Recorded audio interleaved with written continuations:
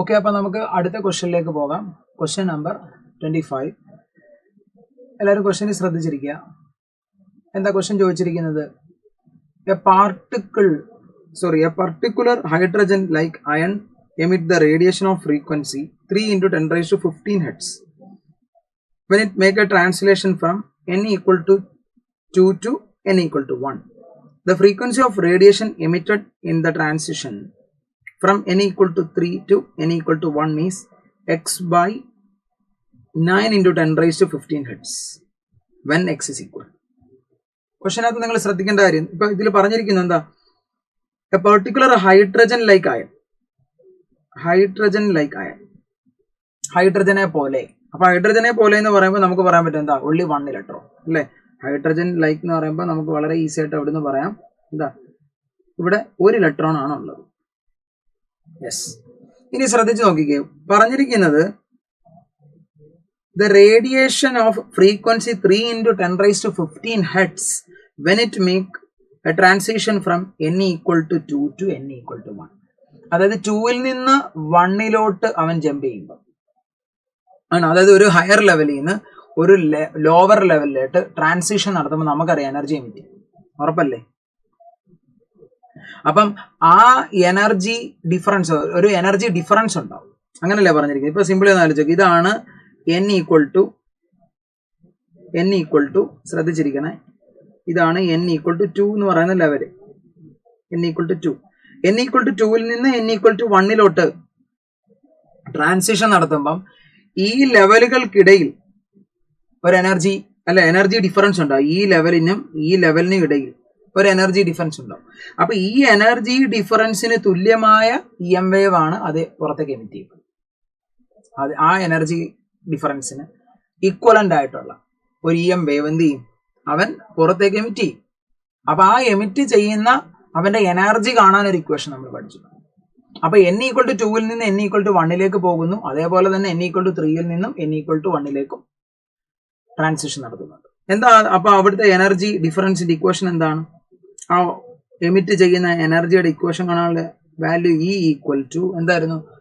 -13.6 z square into 1 by n1 square minus 1 by n2 square. അപ്പൊ ക്വസ്റ്റ്യനകത്ത് നമുക്ക് തന്നിരിക്കുന്നത് n equal to 2ൽ നിന്ന് 1ലേക്ക് ജമ്പ് ചെയ്യുമ്പോൾ ഉള്ള ഫ്രീക്വൻസി ആണ് ഈ തന്നിരിക്കുന്നത്. നമുക്ക് തന്നിരിക്കുന്ന എനർജി അല്ല, ഇവിടെ തന്നിരിക്കുന്നത് ഫ്രീക്വൻസിയാണ്. നമുക്ക് അറിയാവുന്ന ഇക്വേഷൻ ഇൻ ടേംസ് ഓഫ് എനർജിയിലാണ്. അപ്പൊ എനർജി വെച്ചിട്ട് നമ്മൾ ഫ്രീക്വൻസിയുടെ റിലേഷനിലേക്ക് എത്തിക്കുക. That's all. അപ്പം അതേപോലെ n ഈക്വൽ ടു 3ൽ നിന്ന് 2ലേക്ക് ട്രാൻസിറ്റ് ചെയ്യുമ്പോൾ ഉള്ളതാണ്, ട്രാൻസ്ലേഷൻ നടക്കുമ്പോൾ ഉള്ള ഫ്രീക്വൻസിയാണ് x by 9 into 10 raised to 15 hertz. അങ്ങനെയാണെങ്കിൽ എക്സിന്റെ വാല്യൂ കണ്ടുപിടിക്കാനാണ് ചോദിച്ചിരിക്കുന്നത്. അപ്പൊ നിങ്ങളൊന്ന് ആലോചിച്ച് നോക്കിയേ, ഇത് സെയിം ആറ്റത്തിന്റെ കേസ് ആണ് പറയുന്നത്. അപ്പൊ സെയിം ആറ്റത്തിന്റെ കേസ് എന്ന് പറയുമ്പോൾ സെഡ് കോൺസ്റ്റന്റ് ആണ്. ഈ ഇക്വേഷനിലെ സെഡ് എന്ന് പറയുന്നത് കോൺസ്റ്റന്റ് ആണ്. അതിൽ യാതൊരു സംശയം ആർക്കും ഇല്ല. അപ്പൊ എനിക്ക് ഇവിടുന്ന് പറയാൻ പറ്റും ദിസ് എനർജി പ്രപ്പോർഷണൽ ടു എന്താ? 1 by n1 square minus 1 by n2 square എന്ന് നമുക്ക് പറയാൻ പറ്റും. ഇനി നമുക്കറിയാവുന്ന മറ്റൊരു റിലേഷൻ ആണ് എന്താ? E equal to h nu by c.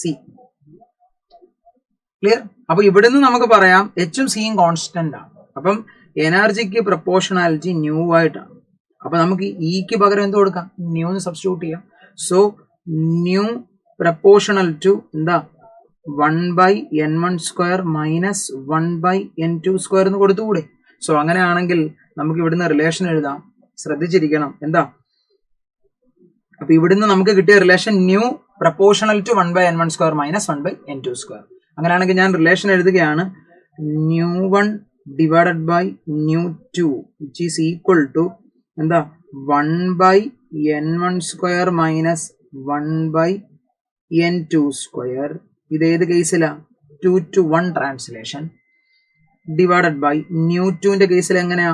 1 by n1 square minus 1 by n3 square. ഇതെന്ന് പറയുന്നത് 3 to 1 ട്രാൻസ്ലേഷൻ ആണ്. 3 to 1ന്റെ കേസാണ്.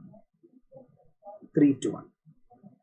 അത് നിങ്ങൾക്ക് ക്ലിയർ ആണെന്ന് വിചാരിക്കുന്നത്. വളരെ ഈസി ആയിട്ട് ഈ കാര്യങ്ങൾ ഓർത്ത് വെച്ച് കാൽക്കുലേറ്റ് ചെയ്യാവുന്നതേ ഉള്ളൂ, വളരെ ഈസി ആയിട്ട് ചെയ്യാവുന്നതേ ഉള്ളൂ. യെസ്, അങ്ങനെയാണെങ്കിൽ നമുക്ക് വാല്യൂസ് സബ്സ്റ്റിറ്റ്യൂട്ട് ചെയ്യാം. So which is equal to 1/n1 എന്ന് പറഞ്ഞാൽ 1 ആണ്, മൈനസ് 1/n2 എന്ന് പറഞ്ഞാൽ 2 ആണ്. അപ്പോൾ 2 സ്ക്വയർ 4 എന്ന് കിട്ടി, ഡിവൈഡഡ് ബൈ 1/1 മൈനസ് n3 എന്ന് പറയുന്നത് 3 ആണ്. അപ്പോൾ 3 എന്ന് പറയുമ്പോൾ 1/9 എന്ന് കിട്ടി, 1/9 എന്ന് കിട്ടി.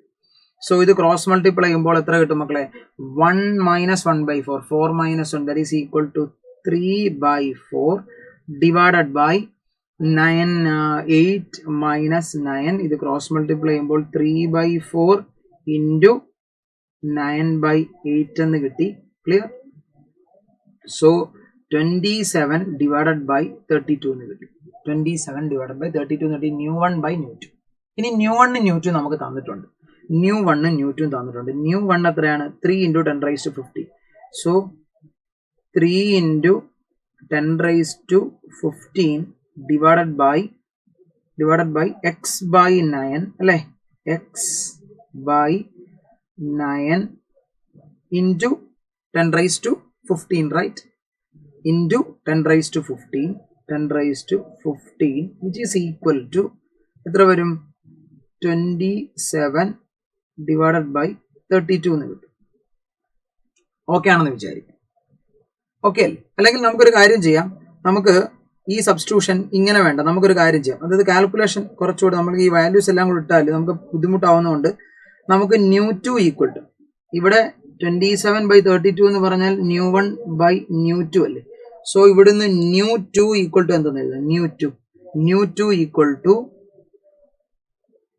32/27 ന്യൂ1 എന്ന് എഴുതാം, which is equal to 32 divided by 27 into 32 divided by 27 into ന്യൂ1 എത്രയായിരുന്നു? ന്യൂ1 3 ഇൻറ്റു 10⁻⁵. Yes, 3 into 10⁻⁵. ഇവിടുന്ന് ഈ 27ഉം 3 കൂടെ കട്ട് ചെയ്യാം, കാൽക്കുലേഷൻ കുറച്ചുകൂടെ എളുപ്പമാവും. അപ്പൊ ഇവിടെ എത്ര കിട്ടും? 9 എന്ന് കിട്ടും. ക്ലിയർ? അപ്പൊ നമുക്ക് ന്യൂ2 കിട്ടി, എത്രയാ? 32 ഡിവൈഡഡ് ബൈ 9 ഇൻറ്റു 10⁻⁵ എന്ന് കിട്ടി. നമുക്ക് തന്നിരിക്കുന്ന വാല്യൂ അങ്ങനെ തന്നെ അല്ലേ?